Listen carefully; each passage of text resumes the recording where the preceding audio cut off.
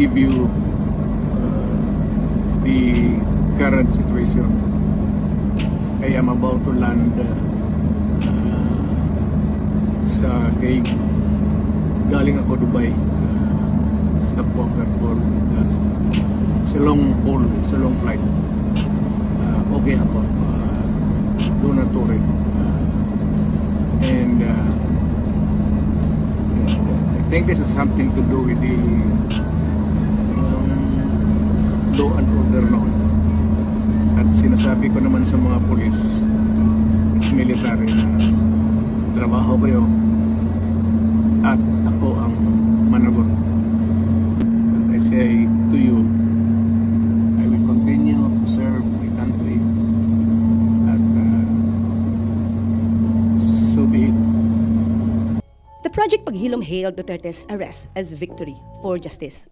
Sa mga nagsasabi na si Duterte ay inabuso, ito po, International Criminal Court, walang tao at bayan ang nagdidikta doon. Paano siya inabuso? Human Rights Watch Deputy Asia Director Byrony Lau also said former President Duterte's arrest and transfer to The Hague is a long overdue victory against impunity that could bring victims and their families a step closer to justice. Gagawin po ba ang pamahalaan para tulungan si former president? Kasi ang dating doon sa kanya mga taga-suporta is basta natin ibinigay sa ICC. Hindi. What do you mean po na Kung tutulungan po ng pamahalaan, may bibigyan ng tulong. Paano pong tulong ang dapat asahan kung meron po siyang sariling abogado? Hindi natin matatanggap na yung war on drugs na pinairal ni dating Pangulong Duterte ay tama. Kung may natulong sa iba, paano naman yung namatayan? Kung meron na biktima, itong mga drug users na to, then the victims can also file cases against these drug users. Pero hindi natin matatanggap na polisiya siya. How does Saparas respond to this assertion, Yusek, that it was within the president's power to prevent the arrest, but he chose not to exercise that power? Very clear. It's the prerogative of the government. So if it is the prerogative of the government to comply with the commitment to the Interpol, so that's it.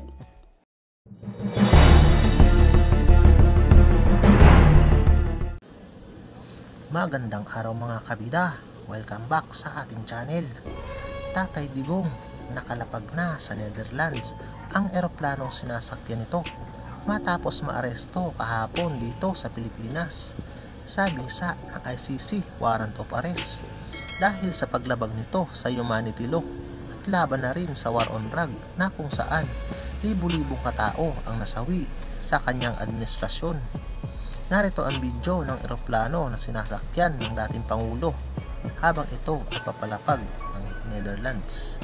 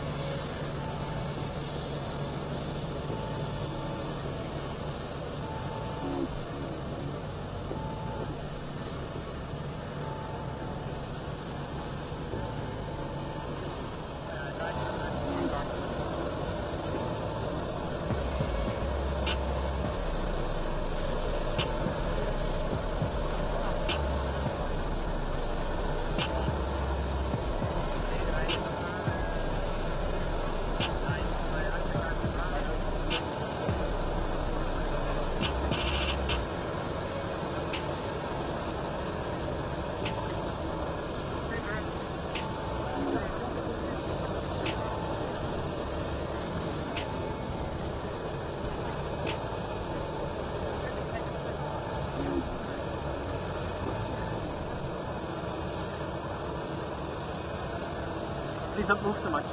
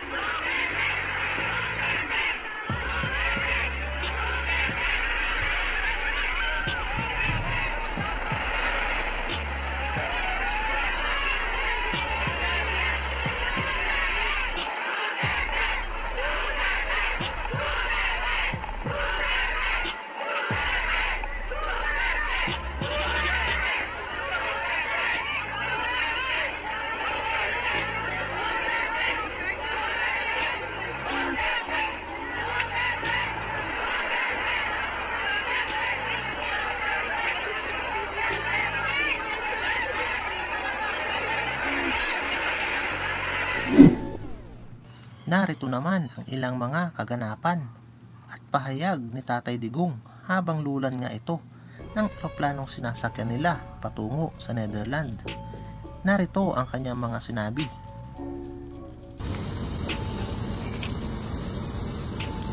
May coke. Wala. Juice lang, wala.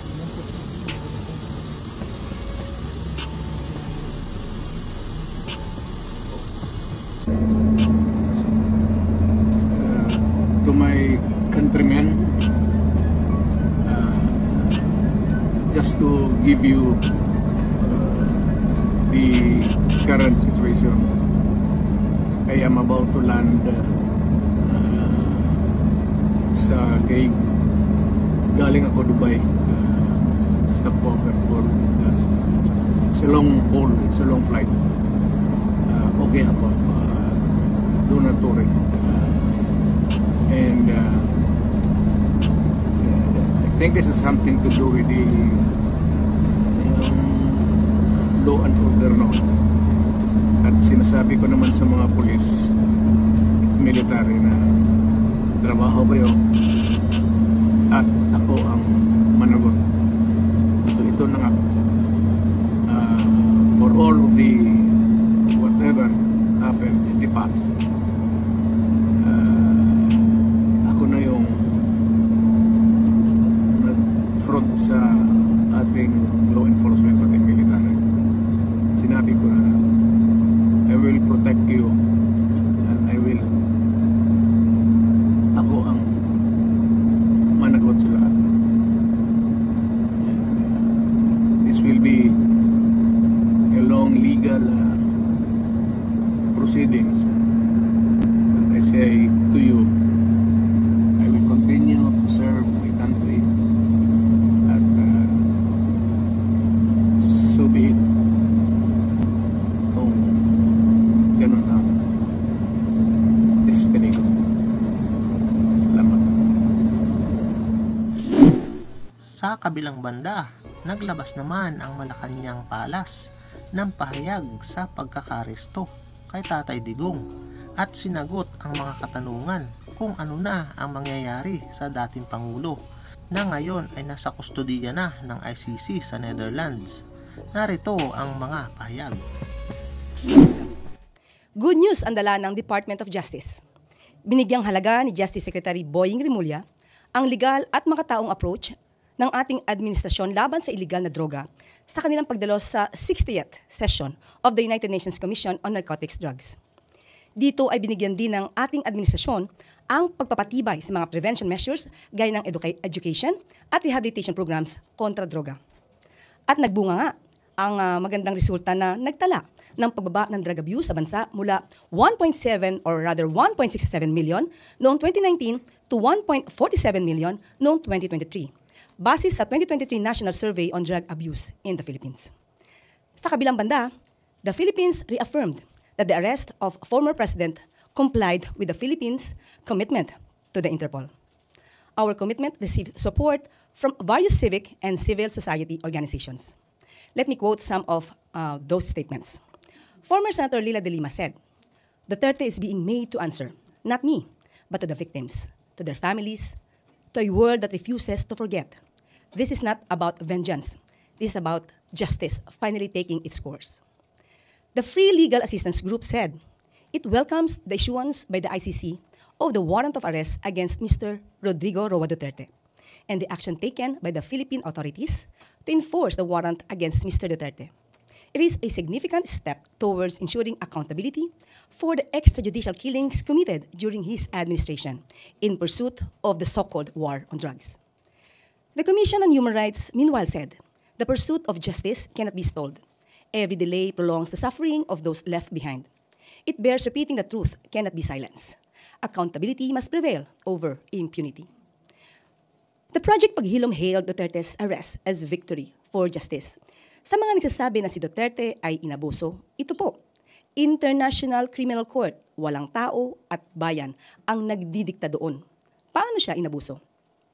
Human Rights Watch Deputy Asia Director Byrony Lau also said former President Duterte's arrest and transfer to The Hague is a long overdue victory against impunity that could bring victims and their families a step closer to justice.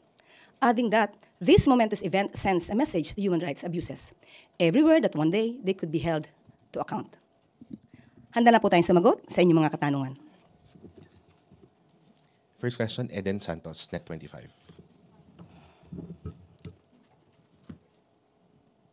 Yusek, good morning po. Tamang-tama siguro sa number one question yung tanong ko dahil kumusta na po ngayon kung meron kayong tuloy-tuloy na monitoring kay dating Pangulong Rodrigo Duterte, nasa na po siya at ano na po yung kanyang lagay? Sa ating pagkakaalam, sa huling ulat po sa atin ay siya po ay nasa Dubai. At sa ngayon po naman po kasi ay nasa maganda naman po siyang kondisyon, meron po siyang kasama. Yung preferred nurse niya po, may kasama rin po siyang abogado at kanyang preferred na security. Kasi po sa post po ng kanyang daughter na si Kitty Duterte, parang 8 hours daw pong biyahe, isang sandwich lang yung kanilang kinain. Alamin po natin ang katotohanan po niyan. Thank you. Leth Narciso, DZRH. Good morning, Yusek. May gagawin po ba ang pamahalaan para tulungan si former president? Kasi ang dating doon sa kanyang mga taga-suporta is basta natin ibinigay sa ICC. Hindi, what do you mean po na Kung tutulungan po ng pamahalaan, may bibigyan ng tulong. Paano pong tulong ang dapat asahan kung meron po siyang sariling abogado? But anyway, meron man po tayong batas, ang RA 9851. Kung saan sinasabi po, no, kahit po ang dating Pangulong Duterte ay masasabi pong dapat na usigin or kailangan magkaroon ng hearing sa ICC, hindi naman din po papabayaan ng ating gobyerno, lalong-lalo na po kung ito ay tungkol sa kanyang karapatan. Sino man, kahit hindi po dating Pangulo, basta po Filipino, makakaasa po yan ng tulong sa ating pamahalaan. May attend po ba o nag-reach out po ba mula sa kampo ni former president? Wala pa po kaming natatanggap na anumang report patungkol dyan. Clay Pardilla, PTV4.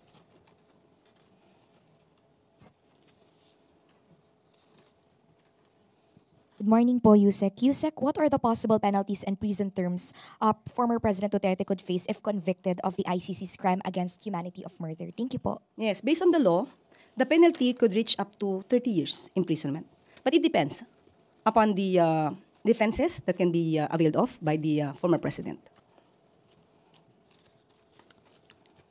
Tuesday New, DZWB. Good morning, Yusek. Kahapon po ay may mga sinasabi pa rin yung kampo ni dating Pangulong Duterte na he was denied of his right, especially yung medical attention. Hindi po ba naibigay sa kanya yung standard operating procedures na i-undergo siya ng medical examination upon his arrest? Hindi po yan totoo. Dahil nung panahon po na siya po ay nasa kustodiya na po, talaga pong ang pagtrato po sa kanya ay hindi po lamang basta-basta. Tinrato pa rin po siya bilang Pilipino at bilang former president. Kompleto po ang kasamahan po doon. May mga doktor po, may mga nurse. Nandun din po ang kanyang mga abogado. So wala pong katotohanan na hindi po nabigyan siya ng tamang atensyon, especially patungkol sa medical needs na kailangan po niya. Hindi po ba yung request daw po na dalhin siya sa ospital dahil considering his health condition nga daw po kahapon na umaga hanggang gabi nag-travel, napagod, bumaba na yung blood sugar level, kinailangan daw sanang mai-ospital. Hindi po ba yun kasama doon sa medical attention na dapat ibigay daw sa kanya? Kung ang nagsasabi naman po na doktor na nag-attend po sa kanya ay hindi naman po sinasabing critical ang kanyang kondisyon, hindi naman po kinakailangan siya idalhin sa ospital. Thank you po. Melvin Gascon, Inquirer. Good morning, ma'am. Morning. Ang tanong ko lang po, now that the Philippine government has technically waived its right to prosecute former President Duterte at na-turn over na po siya sa ICC, would this be an admission somehow na parang dito po sa bansa hindi po niya or hindi po makakamit ng mga biktima ng war on drugs ang hustisya na kanila pong hinahanap? There's no waiver yet of the right of the state to still run after him if there are other complainants in the country. It just so happened that there is already pending case before the ICC, and we are just complying and enforcing RA 9851, especially Section 17, wherein that the stating therein that instead the authorities may surrender or extradite suspected or accused persons in the Philippines to the appropriate international court if any or to any other state pursuant to the applicable extradition laws and treaties. So we have not yet waived the rights of the alleged victims in the Philippines. They can still file cases. Just follow up, ma'am. Paano po namin, ano pong i-expect namin na magiging policy po ng government sa pakikipagtulungan sa ICC pag mayroon pong mga upcoming requests, halimbawa, ganito rin po ba na it will be through the Interpol? Or Opo, dahil hindi po tayo miyembro ng ICC, pakikipagtulungan lang po tayo sa Interpol at ganun pa rin po siguro senaryo, pero depende pa rin po sa magiging sitwasyon. Kung halimbawa po yung taong kailangan silbihan ng warrant of arrest ay voluntary namang mag-surrender, so may iba naman po yung sitwasyon. But still, we will comply with our commitment with the Interpol. thank you, ma'am. Crisel Insigne, IBC 13. Yusek, may bearing pa po ba yung final po nila Attorney Panelo po na habeas corpus, gayong nasa ICC na po si former President Duterte? Supreme Court lamang po ang makakapagsabi niyan, but normally po, usually po, kapag ka po yung tao ay nasa ibang bansa na po at nadala na po, nagiging moot and academic yung issue. But depende pa po rin yan sa Supreme Court. Hindi po natin pwedeng pangunahan kung ano po ang magiging decision ng Supreme Court dito. Follow up lang po, Yusek. Lumipad na po si VP po papuntang Netherlands. Sino po yung nakapag-clearance to travel po ba siya? Hindi po namin alam kung nakapag-clearance siya. Madalas naman po yata siyang umalis ng walang clearance. Hindi po, I'm sorry for that. Hindi po natin, wala po tayong information on that. Thank you po. Alvin Baltazar, Radyo Pilipinas. Yusek, magandang umaga po. Yusek, nabanggit nyo kanina yung support doon sa naging desisyon ng gobyerno natin na i-turn over sa through Interpol sa ICC si Pangulong Duterte. Ang nabanggit nyo kanina, group of lawyers, pagkatapos yung mga victims. Pero how do you assess the public's assessment doon sa naging hakbang ng ating pamahalaan? Ano po ba yung naging public sentiments? Ano po? Ano po yung, sabi niyo po yung may sentimiento ng publiko. Ano po ba yung sinasabi niyong sentimiento? Yung assessment po natin. Ang assessment natin. Assessment po natin. Okay. Kung anong sentimiento ng tao? In general? In general, do we gain support doon sa naging asya? kung pag-uusapan po natin ay pagbibigay ng hustisya at pagko-comply sa tamang batas, mas maiintindihan po ng taong bayan kung naging tama po ba yung naging hakbang ng administrasyon. So ang mas maganda lamang po dito ay malaman nila kung paano ba ito nagsimula. Bakit nagkaroon ng warrant of arrest? Bakit kailangan makipag-ugnayan sa Interpol? Kapag po kasi ang nakikitang naratibo ay puro nakakaawa ang dating Pangulong Duterte, nandun na po tayo sa may bandang dulo eh. Dapat simulan natin bakit nga ba nagkaroon ng kaso sa ICC?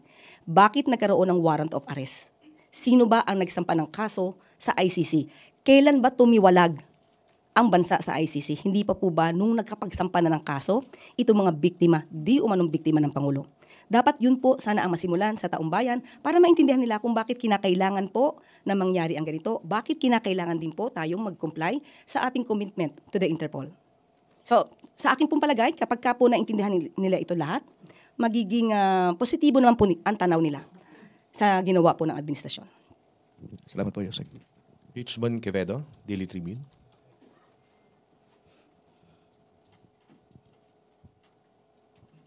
Good morning, Yusek.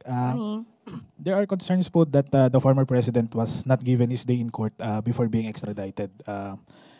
There are questions po between the time frame of his arrest, then the turnover po, departing the Philippines going to The Hague. It is also a concern po. Is this normal po ba with the situation like what happened po yesterday? Okay, he was not extradited in the first place. He was surrendered. It would be different from to surrender and to extradite. So I just have to correct on that. It is regular. What we did, what the government did was regular. It is based on the law, based on our own law, RA 9851. If you will say that it is normal, I can say it is, but this is the first time that we did this. So if you did everything based on the law, I think there could be no question on that. Follow-up lang po, ma'am. On the next possible warrants on the other named co-accused, as mentioned po as mentioned by Attorney Cristina Conti, will the Philippines push another coordination with Interpol? Just a clarification lang po na the same po ng movement as the events yesterday. Katulad po sinabi natin, as of now, wala po kami nare-receive na anumang information kung meron pa pong darating na warrant of arrest through the Interpol. Kung meron man po, ganun pa rin po ang magiging tugon namin. Kapag hiningi po ng Interpol ang tulong ng administrasyon, tutugon pa rin po tayo. Sabi nga rin po natin, magiging iba po siguro yung sitwasyon kung yung mga tao na maaaring maging subject of a warrant of arrest ay kusang magsusurrender. Hindi na po siguro kakailanganin yung naging drama po kahapon. Last na po, Yusek, from my end. Is the Philippines considering to rejoin the ICC? As of now po, we have not, there's no discussion on that. We will just cross the bridge when we get there. Wala pa po, as of now. Thank you, Yusek. Maricar Sargan, Brigada FM.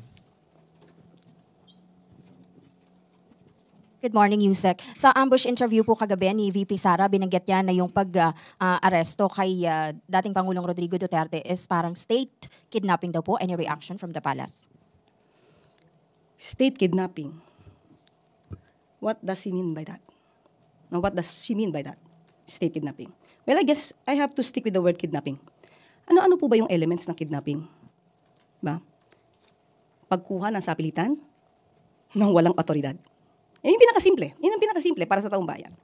Unang-una po, paano po magiging kidnapping? Kung may warrant of arrest. It was issued by an authority, by the court.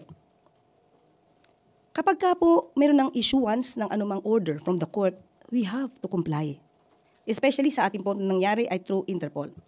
Hindi po pwedeng kapag ka po nagsuserve ang sino mang otoridad, let's say sheriff, atin na lang po itong tatalikuran or ating sasaktan o ating susuntukin. Hindi po pwedeng ganun.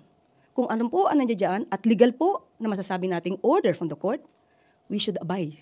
No? We should abide by that.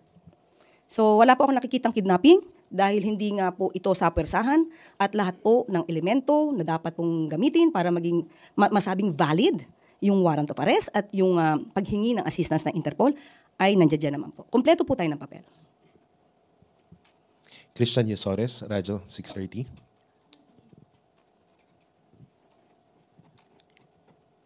Good morning, Yusek.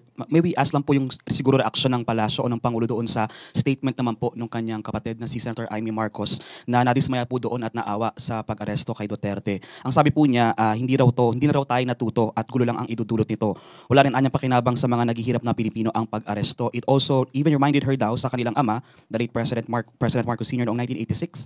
I guess she was referring when the late President was ousted. Ano pong sagot dito ng palasyo o ng Pangulo? Nung tinanong po natin ng Pangulo dyan ay hindi pa po niya napanood ito at hindi rin po niya pa nabasa. So as of the moment, wala pong reaksyon ang Pangulo patungkol dyan. Thank you po.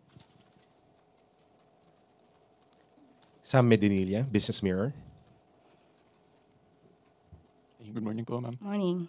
Yung regarding lang po dun sa follow-up dun sa question ni Sir Melvin kanina, yung hindi po ba makaka-apekto yung pag-transfer kay former President Duterte sa ICC dun sa mga pending illegal drugs cases dito sa Pilipinas? Sa aking palagay, hindi naman po. Kung maaga po niya na madidepensa ng kanyang sarili, dahil sabi naman po niya, wala naman siyang kasalanan. Wala siyang nilabag. So napakadali po kay dating Pangulong Duterte. Sa kanyang palagay, na malulusutan niya ang hearing sa ICC. So pagdating po niya, at kung siya man po ay successful sa kanyang pagdidepensa doon, maaari niya naman pong kaharapin ang kaso dito. Tapos on another matter, ma'am. Sa economic naman po ako. Last year po, recently po naglabas ng data yung BSP regarding the FDI flow sinks to 110 million lowest in 11 years. Bumaba po yung foreign direct investments na nakuha yung ng Pilipinas last year. Humina? Po, humina. Despite dun sa mga initiatives ng government to attract foreign investors. Ngayon, ano po yung parang gagawin ng government to ensure na this year, medyo tumaas na po ulit yung FDIs natin? Sa ngayon po, aalamin po natin kung ano ba ang naging dahilan kung sinasabi pong may pagbaba ng mga foreign investments dito. Kasi paminsan-minsan po, yung ibang mga records po natin, nasasabi naman po ay tumaas ang investment sa Pilipinas. So alamin po natin yan at kung meron pong pagkukulang at gagawan po agad ng paraan ng mga business experts at ng ating mga head ng agencies para po matugunan kung ano man po ang magiging resulta o epekto po nito. Pero last question na po. Pero recently, hindi pa po ito na-discuss with President Marcos po, yung FDIs. Kung as of now po, wala po ako sa meeting ng patungkol dyan. Pero alam ko po, may mga meetings po ang Pangulo patungkol sa mga foreign investments at mga investments dito sa Pilipinas. Pero as of now po, kung meron po tayong records, ibibigay ko po agad sa inyo. Thank you po. Jinky Baticados, IBC. Hi, Yusek. Good morning. Good morning pa. Ma'am, following the arrest lang, para at least alam lang namin kung ano yung process. Pagdating niya po doon sa The Hague, ano po yung magiging proseso doon? Can you walk through us the process po? Sa aking pagkakaalam, dadali muna sa isang local court. At doon titignan, alamin kung tama ba yung proseso ng pag-arrest. At kapag ka po na-validate, na sinabi naman na tama ang pagkakadala sa kanya, sa bansang kung saan siya dadalhin, idadali na po siya sa The Hague, sa ICC. Ma'am, kanina na-mention nyo lang po no, na 30 years po siya in case. Or life imprisonment. Depende po yan. Would this still be applicable to the former president since 80 years old na din siya? It depends upon the ICC. So, sa kanila po yun? Yes, opo. ICC will be the one that will give or render the decision. All right, thank you, ma'am. Ace Romero, Philippine Star. Yusek, good morning. Kasi yung isa sa mga common arguments dun sa against dun sa pagsuko or yung pag-yield sa ICC ng mga suspect is if the local courts are working, then why would you let international court intervene with their cases? So given what happened yesterday na sinuko nga ang dating Pangulo, how would you respond to that? Actually, natugunan na po yan eh. May response na po yan, kaya po nagtuloy-tuloy yung investigation. Kung natatandaan nyo po, nabigyan po sila ng 1 year to act on the alleged complaints. Pero wala po kasi naging aksyon para po sampahan agad ang dating Pangulong Duterte. Kaya po nagtuloy-tuloy po yung investigasyon ng prosecutor. So nasagot na po yan, kung yun po yung pag-uusapan natin. They were given due process. Sila po yung hindi tumugon. Sila po yung hindi nakipag-ugnayan. Natatandaan mo po natin, sinabi rin po ni Senator Bato na siya po ay nakakatanggap di umano ng notice. Pero hindi niya po tutugunan ito dahil hindi po siya sigurado at sa kanyang palagay po ay walang jurisdiction ang ICC. Kung may nagkulang man po at sinasabing hindi sila nabigyan ng due process, sila po mismo ang tumalikod sa kanilang karapatan na madinig ng prosecutor patungkol sa kanilang mga ebidensya.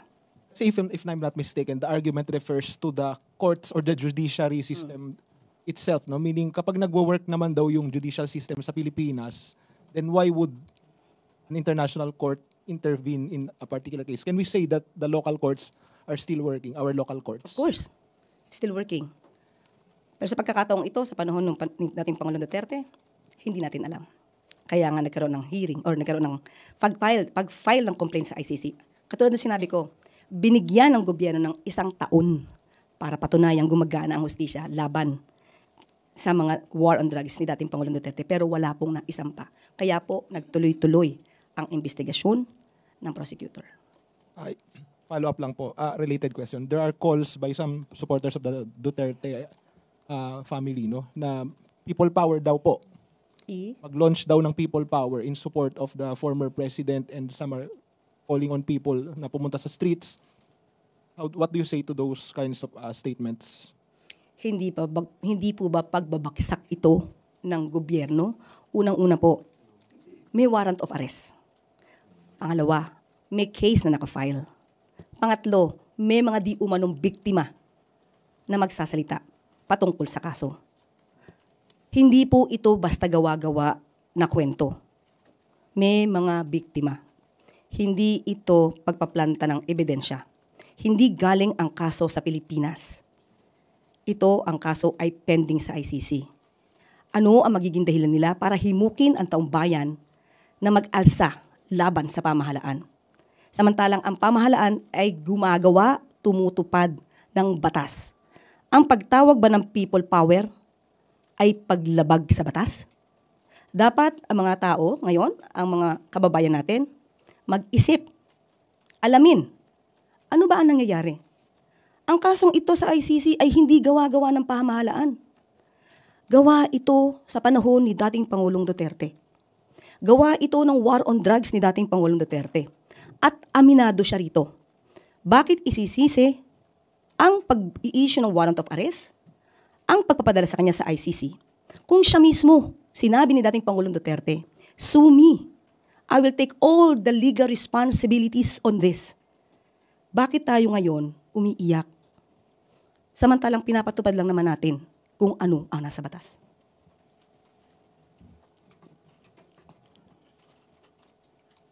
Ivan Mayrina. Yusek, naturally naglulutangan po yung iba't ibang legal opinions tungkol dito sa, well, first in our history na nagkaroon po ng ganitong pagsuko sa isang dating Pangulo sa isang foreign court. Isa po sa mga opinion na ito, and I quote, without a binding treaty or domestic legal obligation explicitly compelling surrender, post-withdrawal with the ICC, the decision to cooperate remains discretionary under Philippine law. How does the palace respond to this assertion, Yusek, that it was within the president's power to prevent the arrest, but he chose not to exercise that power? Very clear. It's the prerogative of the government. So if it is the prerogative of the government to comply with the commitment to the Interpol, so that's it. So it appears that it was a choice between complying with their obligations with the Interpol and giving up a Filipino citizen. If you are privy to the considerations that went into this decision, Yusek, ano ho ang naging decision-making process dito? Okay. This is not just surrendering a Filipino citizen. It is surrendering a Filipino citizen who is accused of crimes against humanity, specifically murder. So it would be a different story. So we have to comply with the law and also give justice either to the victims or to the accused. If the accused can say, I am not guilty, I can defend myself, then go on. It's also justice for him. That's due process. But if he is guilty, then we should also give justice to the victims. That's it. Thank you, Yusek. Okay. Last question, Gilbert Perdiz, DWIC. Morning po. Nabanggit po kanina, ma'am, na pwedeng itry yung dating presidente ng ICC at yung case na rin sa Pilipinas. Di ho ba mahuhulugo yun sa double jeopardy? Ay, depende po. Depende po. Ang double jeopardy po, ang kaso po dyan ay dapat na decision na po on the merits. Nakapag-arraign, may arraignment na, nakuha na po yung jurisdiction over the person, nakapag-trial, nakapagkaroon ng decision on the merits. Pero dapat po ang case ay not similar to the other courts na nagkaroon ng paghihiring. So if the courts or if the cases that will be heard before the Philippine courts are different from the cases being heard before the ICC, there would be no double jeopardy. Okay. Follow up lang din po doon sa question ni Ivan, yung pong war on drugs ng dating administration, di ba sa polisiya ng gobyerno po yun para maprotektahan ng taong bayan laban dito sa illegal na droga. Paano naman po yung human rights or karapatan ng mga naging biktima nitong mga sangkot sa illegal na droga na siyang naging parang pundasyon po nung polisiya na yun ng pamahalaan? Nakabuti naman po yung war on drugs sa karamihan ng ating mga kababayan. Dapat natin i-determine anong klaseng kabutihan.